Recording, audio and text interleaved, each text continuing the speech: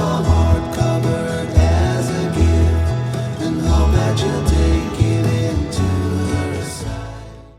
Hello my YouTube family. इस series में आज हम लोग डिस्कस करेंगे एक बहुत ही फेमस पर्सनालिटी के बारे में। आप स्क्रीन पे उनका नाम देख रहे हैं, दी गिरीश कार्नाड।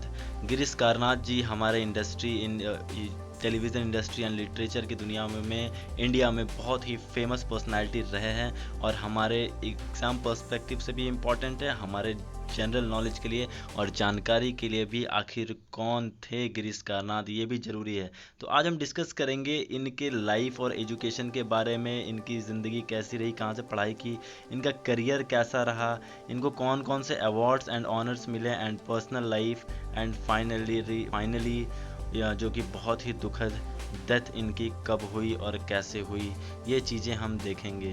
तो नाउ गिरीश कार्नाड जी के बारे में हम जानना शुरू करते हैं, इनके लाइफ एंड एजुकेशन के बारे में। तो इनका जन्म जो है वो 19 मई 1938 में हुआ था, जिसे मैथेरान मुंबई, जो कि प्रेसिडेंसी था ब्रिटिश इंडिया के टाइम में। अब ये कहाँ है, ये महाराष्ट्र में है, ठीक है। माथेरान बॉम्बे प्रेसिडेंसी में आता था। 19 मई 1938 में जन्मे गिरीश कार्नाड, जिनका पूरा नाम है Girish Raghunath Karnad, right. He was an Indian actor, ये इंडियन एक्टर थे, फिल्म डायरेक्टर थे, कन्नड़ राइटर थे, प्ले लिखते थे, नाटक लिखते थे, रोड्स स्कॉलर थे। पढ़ाई में बहुत ही अच्छे रहे थे अपने दिनों में। अपने माता पिता के 4 बच्चों में तीसरे नंबर पे थे गिरीश कार्नाड जी, ठीक है। He predominantly work in Bollywood and south Indian cinema. Bollywood के बहुत सारी मूवीज़ में आपने इनको देखा होगा, ठीक है। और साउथ इंडियन के तो ये बादशाही कहे जाते हैं, वहाँ पे तो आप देख सकते हैं, इनका चेहरा आपको याद होगा। एक था टाइगर में भी इनको आपने सलमान खान के साथ ज़रूर देखा होगा।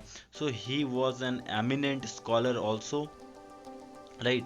नाउ करियर की बात करें तो he was an eminent playwright with work such as Maganadala, ठीक है, sorry it is Nagmadala Nagamandala, okay, and Yayati and Tughlaq is very famous. Tughlaq इन्होंने लिखा अपने वहाँ से लिखा था, अपने फिल्म एंड टेलीविज़न इंस्टीट्यूट के वहाँ से लिखा था तुगलक, ठीक है।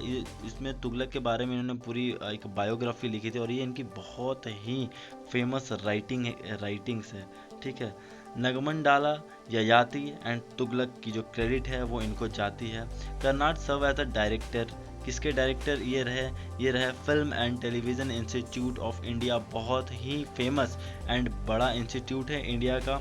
तो वहाँ के ये डायरेक्टर रहे 1974 से 1975 तक, एंड चेयरमैन रहे संगीत नाटक एकेडमी फ्रॉम 1988 टू 1993।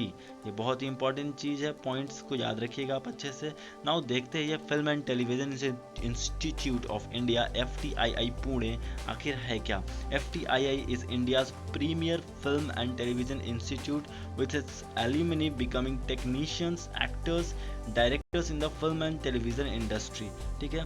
तो ये टेलीविज़न इंडस्ट्री को ये इंस्टीट्यूट जो है वो क्या देती है, वो देती है टेक्नीशियंस देती है, एक्टर्स देती है, डायरेक्टर्स देती है और बहुत सारी चीज़ें देती है। तो ये एक प्रीमियर इंस्टीट्यूट आप कह सकते हैं फिल्म मेकिंग के लिए इंडिया में, जो कि इस्टेब्लिश हुई थी 1960 को। और इसका जो स्टेटस है, it is an autonomous institute under the ministry of information and broadcasting, right. So this is a very beautiful logo of film and television institute of India, though it is very simple looking, but ये बहुत ही effective है। आप इस लोगो को यहाँ पे ध्यान से देखो, ये लोगो आप कहीं आपने देखा होगा, और नहीं देखा तो ये जान लो कि हमारे मूवी में जितने भी अच्छे अच्छे जो भी लोग आपको दिखेंगे, टेक्नीशियन, डायरेक्टर, एक्टर, कहीं ना कहीं वो film and television institute of India से जुड़े रहते हैं। नाउ संगीत नाटक एकेडमी के बारे में बात करते हैं। संगीत नाटक एकेडमी जो है the national academy for music and dance and drama है। म्यूज़िक, डांस एंड ड्रामा में नेशनल एकेडमी अवार्ड जो है वो दी जाती है, ठीक है। And it is the national level academy for performing art set up by government of India. Government of India performing arts पे इसको देती है और ये इस्टेब्लिश हुई थी 1952 में with head quarter in new Delhi. इसके जो पेरेंट ऑर्गेनाइजेशन ये मिनिस्ट्री ऑफ कल्चर के अंडर में संगीत नाटक एकेडमी को चलाया जाता है और ये अवार्ड्स भी डिस्ट्रीब्यूट किए जाते हैं। This is very very beautiful logo आप यहाँ देख सकते हो, संगीत नाटक एकेडमी की। This is very classic, you can see here Sangeet Natak academy यहाँ पे लिखी हुई है, और एक बहुत सुंदर सी तस्वीर बनी हुई है। Very simple and impressive logo, right. चलिए, अवार्ड एंड ऑनर्स क्या क्या मिले हैं गिरीश कारनाथ साहब को, और इनका पूरा नाम क्या था, गिरीश रघुनाथ कारनाथ। तो इनको अवार्ड्स मिले हैं, ज्ञानपीठ अवार्ड इनको मिला है 1998 में, जो कि highest literary honour conferred in India.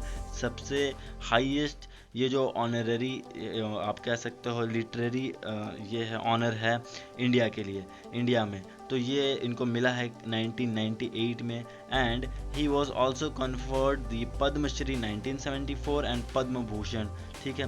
Padma Bhushan 1992 में मिला इनको, एंड पद्मश्री 1974 में, राइट। ज्ञानपीठ 1998 में। तो अगर आप इसको क्रॉनिकली चेक करोगे तो सबसे पहले इनको क्या मिला, पद्मश्री इन 1974, देन पद्म विभूषण इन 1992। और इनके राइटिंग में बहुत अच्छे थे, पढ़ाई लिखाई में भी बहुत अच्छे थे। इन्होंने अपनी पढ़ाई जो है वो मैथ्स एंड स्टैटिस्टिक्स में की है, ठीक है। तो उसके बाद पढ़ाई लिखाई में भी अच्छे थे, लिटरेचर भी इनकी बहुत, फिलॉसफी में भी इन्होंने पॉलिटिकल साइंस की भी पढ़ाई कर रखी है, तो इन सब चीज़ों में भी अच्छे थे। तो लास्ट में इन्हें 1998 में ज्ञानपीठ अवार्ड से भी सम्मानित किया जाता है। थोड़ी सी पर्सनल लाइफ के बारे में देखेंगे। ये काम करते थे मद्रास मद्रास में, वहाँ पे ऑक्सफोर्ड यूनिवर्सिटी की प्रेस थी। तो जब ये इंग्लैंड चले गए थे अपने पढ़ाई के लिए, इंग्लैंड से वापस आके ये वहाँ पे कुछ दिन इन्होंने काम किया। उसके बाद वहाँ पे जॉब छोड़ने के बाद इन्होंने अपना परमानेंट बना लिया मन कि मैं लेखन में अपनी ज़िंदगी बिता दूंगा। फिर वो अपने फ्यूचर वाइफ से मिलते हैं जिनका नाम है सरस्वती गणपति, एक पार्टी में मिलते हैं। उसके बाद इनकी कुछ दिन के बाद ये डिसाइड करते हैं कि शादी करेंगे, बट ये शादी तुरंत से हो नहीं पाती है, 10 साल लग जाते हैं इस शादी को होने में। और जब वो 42 साल के होते हैं तब वो शादी के बंधन में बंधते हैं, ठीक है। सरस्वती जो है वो पारसी मदर और हिंदू फादर के बॉर्न थी, हाँ। सरस्वती उनकी वाइफ हैं, ठीक है।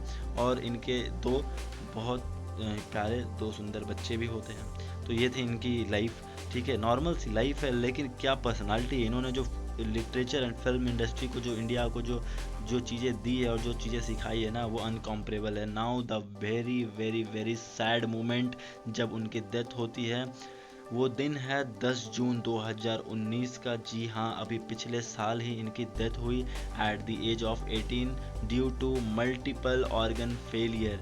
अभी इन्हें बहुत कुछ करना था, बहुत कुछ देना था, बट कहते हैं ना कि टाइम जब आता है तो फिर जिसे जाना है उसे जाना ही होता है।